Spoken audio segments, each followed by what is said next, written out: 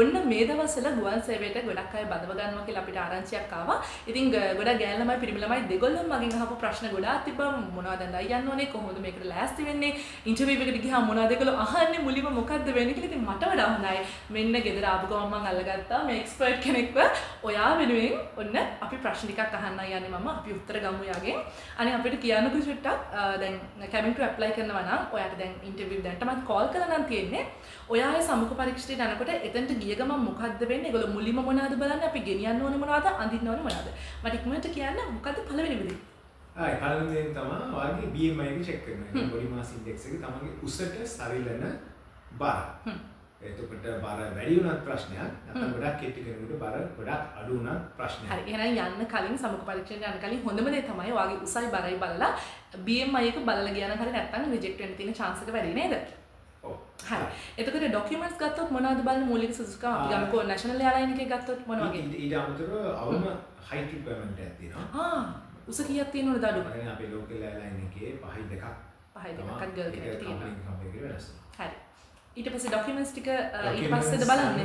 ඔව්. සාමාන්‍යයෙන් තමයි වෙන්නේ. ඒක රෙගුලර් ඇඩ්වර්ටයිස් කරනකොට තමන්ගේ අධ්‍යාපන සුදුසුකම් මෙහෙම රෙගුලර් ඇඩ්වර්ටයිස් කරනවා. මම හිතන්නේ cabin crew වලට minimum O level එනවාට අවශ්‍ය subjects වල passes අවශ්‍ය ගන්න ඉවරයි. හරි. ඒතකොට ගොඩක් අය හිතාගෙන ඉන්නවා මේ වතුර වගේ ඉංග්‍රීසි කතා කරන්න ඕන native speaker කෙනෙක් වගේ වල කතා කරන්න හැකියාව තියෙනවා කියලා. ඇත්තද බොරුද?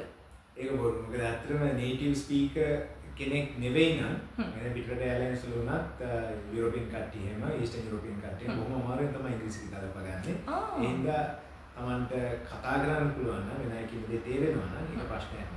හරි. එතකොට දන්න ඉංග්‍රීසි ටික හරියට ගැට ගහගෙන අවශ්‍ය අවස්ථාවට අනුව ගලප ගන්න පුළුවන් වුණා නම් හිර වෙන්නේ නැතුව එච්චරයි නේද? අනිවාර්යයෙන්. හරි නියමයි. එතකොට මට කියන්නකෝ ඇඳගෙන යන්න ඕනේ මොනවාද? එතකොට සාරියක් කොසරයක් ඇඳන් එන්න කියලා අපිට එවලා තියෙනවා නම් සමුක පරීක්ෂණයට ඒක තමයි අඳින්න ඕනේ. එහෙම නැත්නම් මොන වගේ ඇඳුමද අඳින්නේ? මම දැනුවත් ඩ්‍රෙස් කෝඩ් එකක් ස්පෙસિෆයි කරලා නැත්නම් තමයි හැමදෙස්සම බිස්නස් එකට ආයේ ඔෆිස් වෙයා ඇඳගෙන ගියා නම් ඒකත් ෆ්ලැට් සෙරෙප්පු දාගෙන එහෙම හරියන්නේ නැහැ. පොඩි හීල් එකක් හරි දාන්නම ඕන. සමුක පරීක්ෂණ කරනවා. රයිට්. ඒතර අපිට කෙනෙක්ට හිතෙන්න පුළුවන් මාව ගුවන් සේවිකාවක්ගේ ලස්සනට පේන මම හොඳ ලස්සන ජුවලරි දාන් යනවා. ඒ ගැන පොඩ්ඩක් අපිට මතක් කරන්නකො මොන වගේද? ජුවලරි සාමාන්‍යයෙන් සිම්පල් ඇන්ඩ් එලිගන්ට් පොඩි ස්ටාර්ස් දෙකක් ඒ වගේ වොච් එකයි පොඩි ස්ටාර් දෙකයි වගේ දාන්න නම් ඩීසන්ට් එලිගන්ට් සිම්පල්. යාලා ගූවින් පැත්ත ගත්තා. කොණ්ඩේ ලස්සන හදලා. කොණ්ඩේ ගත්තොත් හොඳටම නීට් එකට තියෙන්න ඕනේ නේද? ෆිසි හා නැතුව ගොඩක්. ඔව්. මොකද මේක customer service related field එක නේ. ඒක කෙනෙකුට මුණ දෙන්න අවශ්‍යයි. ඒක තමයි කෙනෙක් හොඳට කරනකොට තමයි pleasant වෙන්නේ. හරි. එතකොට දැන් pleasant වෙන්න කියන එක දැන් ඔයා කියනකොට මට ආවේ අයිඩියා එක තමයි මේ දැන් අපිට මොන හරි ලොකු ස්කා මාක්ස් තියෙනවා නම් මොන හරි මූණේ ලප කැලල් ගොඩ තියෙනවා නම් පිම්පල්ස් ගොඩ තියෙනවා නම් ටැටූස් තියෙනවා නම් හැමතැනම ඒක අපිට බාධාවත්ද? ටැටූස් කම්පැනි එක වෙනස් වෙනවා. ඒගොල්ලෝ කියනවා කොහෙද ටැටූස් තියෙන්න පුළුවන් කොහෙද තියෙන්න බෑ කියලා. ඒක කැබින් ක්‍රූ වලට වෙනම නීති වගේක් තියෙනවා. හරි. කොහොමද යුනිෆෝම් එක ඇඳහම පේන තැන්වල ටැටූ තියෙන්න බෑ. ඒක තමයි මම දැනුවත්. එනවා ඒක කම්පැනි එකට වෙනස් වෙනවා. රයිට්. එතකොට මේ මූණේ ගොඩාක් පිම්පල්ස් තියෙන කෙනෙක් නම් ගොඩාක් මූණේ ස්කා තියෙනවා නම් ඒ වගේ කෙනෙක්ට මොන වගේ ඇඩ්වයිස් එකක් දෙන්න පුළුවන්? අඩුම ගානේ ඉන්ටර්විව් එක දවසේටවත් ලස්සන මේකප් එකක් දාලා ඒක කන්සීල් කරගෙන යන්න කියලා තමයි මම දැන් කියන්නේ. පුළුවන් නම් මෙඩිකල් ට්‍රීට්මන්ට් අරගෙන ඒක අඩු කරගෙන එදා දවසට ලයිට් මේකප් එකක් දාගෙන ඒක පොඩ්ඩක් කවර් අප් කරගෙන ගියා නම් ඒක එතනින් එහාට මොන හරි සිලෙක්ට් වෙන්න මොන හරි කරගෙන අනිවාර්යයෙන්. හරි. එතකොට මේ විශේෂයෙන් දැන් ගොඩාක් කට්ටියක් කියනවනේ මෙතෙන්ට ඒ ලොකු තරංගේ ඔයාලා ජොබ් එක ගන්න නම් මොනවා හරි අපිට වැඩිපුර කරන්න දේවල් මොනවා හරි තියෙනවද ඔයා රෙකමෙන්ඩ් කරන්නේ? මම දැන් තමයි පර්සනැලිටි ගොඩක් බලපානවා. ඔයා කොන්ෆිඩන්ට් නම් ඔය පර්සනැලිටි හොඳ නම් ඔයා ෆ්‍රෙන්ඩ්ලි නම් රයිට්. ප්ලසන්ට් නම් ඔය ප්‍රශ්න වලට උත්තර දෙන විදිහ හැමදේම බලපානවා. එතකොට මේ වෙනත් භාෂාවන් කතා කරන්න පුළුවන් එක බෙනිෆිට් එකක්ද? ඕන කම්පැනි එක ඒක බෙනිෆිට් එකක්. හරි. එතකොට ඔයා ඒ ගුවන් සේවිකාවක් වෙන බලාපොරොත්තු වෙන ඉන්නවා නම් දැම්මේ ඔයාට වෙනත් භාෂාවන් ප්‍රගුණ කළා නම් ඒක අනිවාර්යෙන්ම ඔයාට සමුක පරීක්ෂණයේදී ඒක ප්ලස් පොයින්ට් එකක් වෙනවා. හරි. එතකොට මට කියන්නකෝ මේ දැන් BMI එක මෙඩිකල් ටෙස්ට් එක කරලා ડોකියුමන්ට් ටිකක් බලලා ඊට පස්සේ මොන වගේ ප්‍රොසෙස් එකක්ද තියෙන්නේ? සාමාන්‍යයෙන් ඕනම කම්පැනි එක තමන් ෆේස් ටු ෆේස් one-on-one ඉන්ටර්විව් ප්‍රොසෙස් එකක් තියෙනවා.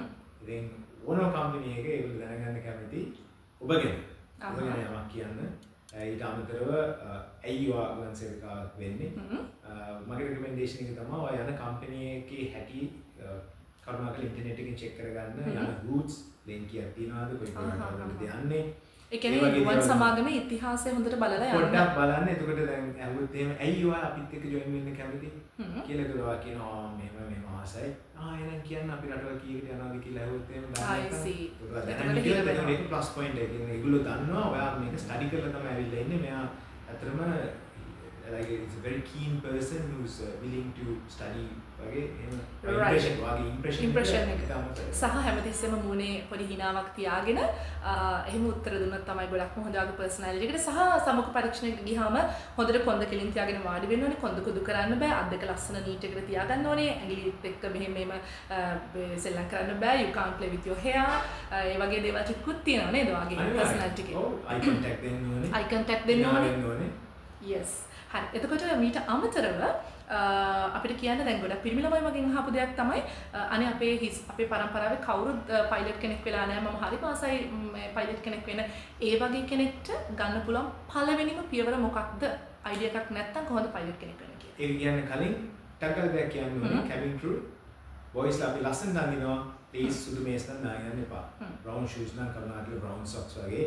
black shoes නම් black socks සුදු මේස් නම් අදින්න එපා කළු කලිසම අදිනවා නම් කළු මේස් දාලා කළු සපත්තු දාන්න කියලා තමයි කියන්නේ සුදු මේසුයි කළු සපත්තුයි දාන්න එපා හරි ඒක අනිවාර්යයෙන්ම ඉන්ටර්වියු එක කරනවා මට ඒක පයිලට් කෙනෙක් වෙනවනේ ඉස්සෙල්ලාම ඉස්සර වැඩි ගොඩාක් දැන් නියතම සරයි ඒ හින්දා මේ කීයක් විතර යනවද සාමාන්‍යයෙන් ඉනිෂියලි පයිලට් කෙනෙක් වෙන්නේ ටික ඉගෙන ගන්න ඒක මම කියන්න දැන් ෆන් එකට කරනවා නම් ඒකේ කොස්ට් එක අඩුයි ඒකට ලයිසන් එකක් වෙනස් වගේ මෙඩිකල් එක එතකොට ඒක එච්චරම ස්ට්‍රික්ට් මෙඩිකල් එකක් නෙවෙයි ඒකට එයාලයින් පයිලට් කෙනෙක් වෙන්න බලාපොරොත්තු වෙනවා ක්ලාස් 1 මෙඩිකල් එකක් අවශ්‍ය වෙනවා එහෙනම් පළවෙනි අදියර වෙන්න ඕනේ මම හිතන්නේ ඉස්සෙල්ලම සිවිල් ඒවියේෂන් එකට ගිහිල්ලා ඒගොල්ලන්ගේ ඉන්ෆර්මේෂන් තියෙනවා ඒ ක්ලාස් 1 මෙඩිකල් එක ඔකට ගන්න පුළුවන්ද කියලා චෙක් කරගන්න. හරි. එතකොට පයිලට් කෙනෙක් වෙන්න නම් මුලින්ම ඔයාට මෙඩිකල් එක බැලුවත් නැතත් පයිලටින් වලට ඉගෙන ගන්න පුළුවන්. හැබැයි ඔයා නැවතත් ඇවිල්ලා ගුවන් සමාගමකට ඇප්ලයි කරනකොට මෙඩිකල් එක අනිවාර්යෙන්ම ඒක ප්‍රධානම සාධකයක් වෙන නිසා ඔබ කියන්නේ ඒ ලොකු කෝටි ගණන් ට්‍රේනින් මෙඩිකල් එක වෙනස් එයාලයින් පයිලට් කෙනෙක් වෙන්න අවශ්‍ය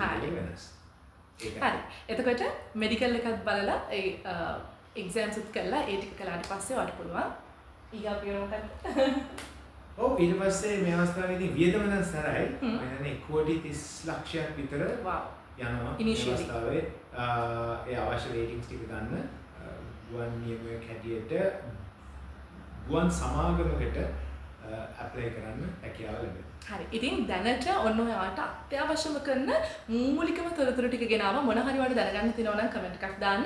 මම ආයෙත් මගේ එක්ස්පර්ට් කොහොම හරි ගෙදර ආවම අල්ලගෙන ඔයාගේ ප්‍රශ්න වලට උත්තර දෙන්න මම සූදානම් ඉන්නවා. මොකද දවස් අවසානයේ ඔයා සතුටින් ඉන්න ඔයා ඔයාගේ හීන වලට යන්න ඒකට මට වචනකින් හරි උදව්වක් කරන්න පුළුවන් නම් මම අනිවාර්යෙන් කරනවා. ඉතින් හෙට දවසේ මේ සතිය තුලදී ඔයා සමුක පරීක්ෂණයකට මුහුණ දෙන්න ඉන්න කෙනෙක් නම් මතකයිනේ කියපු කාරණා ටික ආයෙ හොඳින් අහගෙන ලස්සනට ඒකට මුහුණ දෙන්න. I wish you all the very best. Good luck.